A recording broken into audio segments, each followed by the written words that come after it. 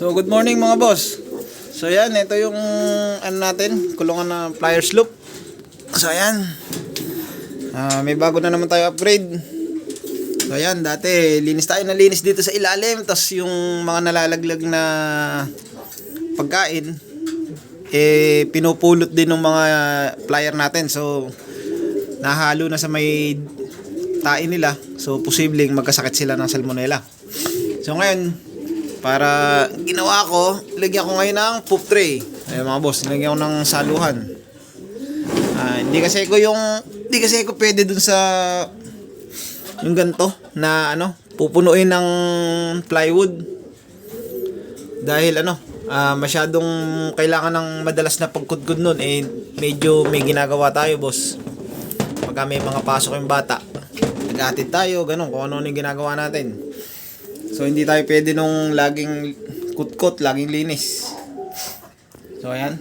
So ayan, tingnan nyo yung young bird natin. Marami na silang dumi. Pero kahit hindi mo naman alisin yan, basta hindi naman nababasa, okay lang. So ayan, itong na to, inano ko to, poop tray lang siya para para kahit papano namomonitor pa rin natin yung dumi nila pagka karera na. So ayan, sa ngayon naman, ayan, mga dry naman yung nila, kaya kahit hindi ganun linisin yan, okay lang. So ayan, may young bird din yung natin yan. So ayan ang mga natin mga boss. Ang isang upgrade. So ayan, talaga yatang pagdating sa pagkakalapati, di matatapos ang ka-upgrade mo. So ayan, ina-upgrade natin yung sistema natin kung saan tayo mapapabilis mga boss. Yan, kasi masyadong abala yung mga kung ano-ano, masyadong maraming kailangan gawin pagka linis tayo ng linis. So gagawin natin, hahanap tayo ng paraan kung paano mapapadali ang pag-aalaga. Hindi natin mapigil kasi talagang hobby mga boss. So ayan, may mga walay tayo doon na young bird. So ayan, dyan muna sila sa umaga. Dyan sila. Tapos mamaya pagka pinakain ko na yan, papakainin natin dito sa kulungan. Tapos sa hapon dito ko naman sila ilalagay yan. Kaya halos maghapon lang sila nakabilad, pero sa gabi dito sila natutulog para komportable naman sila. Yan.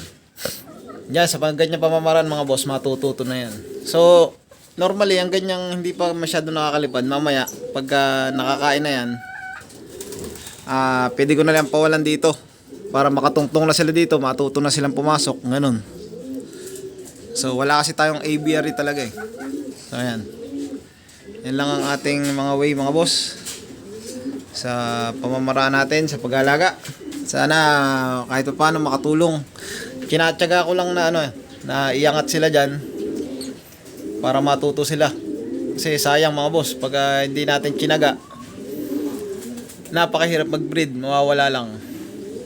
So ayan, at buti sana dito sa amin hindi na ibabalik yung mga nawawala, kahit naka-personal ban mo pa yan, may contact number mo, hindi na naibabalik, at mga bata ang nag-aalaga. So lalo pag naalaman na sa'yo, pag-iinteresa na talaga. So ayan mga boss, yan ang ating upgrade. Naglagay tayo ng poop tray. So lilinisin na natin to, babanyuhin na natin para wala nang dumi dyan, wala nang tae. So pero pagka ganyan mga boss, okay lang naman yan walang kaso yan. Walang kaso na ganyang may tae. Ang masama lang dyan, mababasa. Pero pagka ganyan tuyo, walang problema yan. Hayaan nyo lang na ganyan, walang problema yan sa kanila. Masama lang basa, dahil pagka nabasa, magkakaroon ng ammonia. Kahit tayo, delikado sa atin yun mga boss. So ayan, yan ang ating update. So ayan, ito yung in-upgrade. Yan ang update ko sa inyo mga boss. Lagyan natin ang poop tray kahit paano maano yung dumi nila. So ayan mga boss, salamat.